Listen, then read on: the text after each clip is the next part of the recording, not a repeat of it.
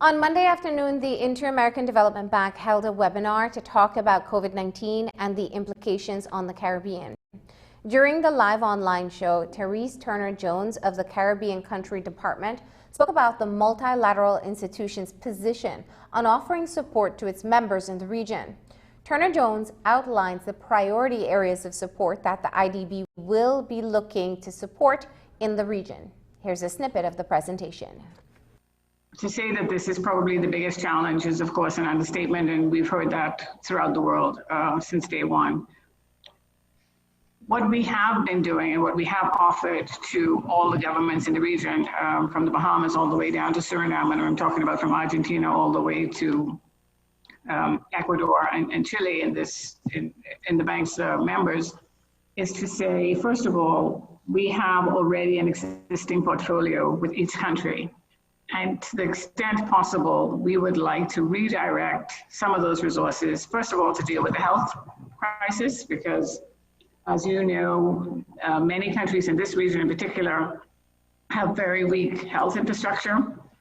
So that's one line of work. It's not just dealing with how to prevent a spread of the virus, but also how to shore up the hospitals, how to shore up the professionals, how to shore up the need for equipment and so on. So that's really important.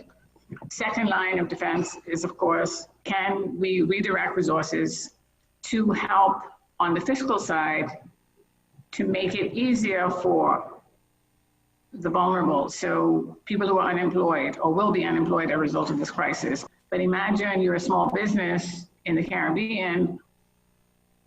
For the most part, your organization is going to be badly hit because economic activities come to a grinding halt throughout the region.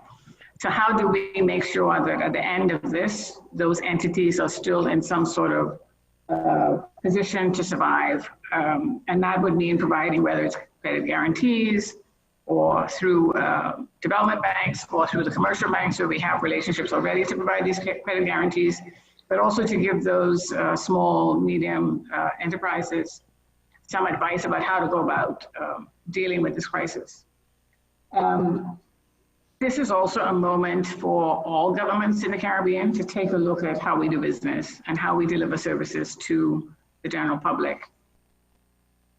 The private sector arm of the Inter-American Development Bank, the IDB Invest, was also a part of the webcast discussion. CEO James Scriven spoke about how they are engaging their partners during this pandemic and the level of support that they can offer the region. We have across the region over 300 clients, in the Caribbean over 30 clients, which we plan to give specific facilities to be able to cope with the crisis that they're dealing with. Second, we've got $5 billion available to help mitigate the economic impact of this crisis throughout the region. It's not earmarked only to the region, but at least $500 million of business of that will be earmarked and to the Caribbean.